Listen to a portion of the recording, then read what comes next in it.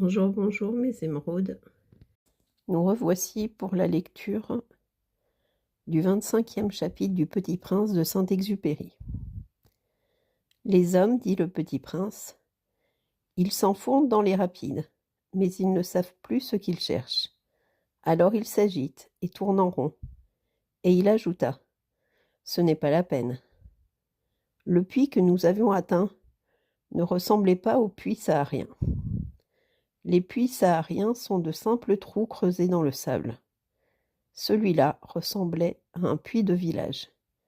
Mais il n'y avait là aucun village, et je croyais rêver. C'est étrange, dis-je au petit prince. Tout est prêt. La poulie, le seau et la corde. Il rit, toucha la corde, fit jouer la poulie. Et la poulie gémit, comme gémit une vieille girouette quand le vent a longtemps dormi. Tu entends, dit le petit prince, nous réveillons ce puits, et il chante. Je ne voulais pas qu'il fît un effort. Laisse-moi faire, lui dis-je. C'est trop lourd pour toi. Lentement, je hissai le seau jusqu'à la margelle. Je l'y installai bien d'aplomb. Dans mes oreilles durait le chant de la poulie, et dans l'eau qui tremblait encore, je voyais trembler le soleil. J'ai soif de cette eau-là, dit le petit prince. Donne-moi à boire. Et je compris ce qu'il avait cherché. Je soulevai le seau jusqu'à ses lèvres. Il but, les yeux fermés. C'était doux comme une fête. Cette eau était bien autre chose qu'un aliment.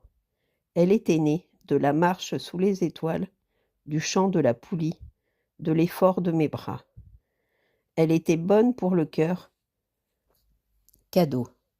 Lorsque j'étais petit garçon, la lumière de l'arbre de Noël, la musique de la messe de minuit, la douceur des sourires faisaient, ainsi, tout le rayonnement du cadeau de Noël que je recevais.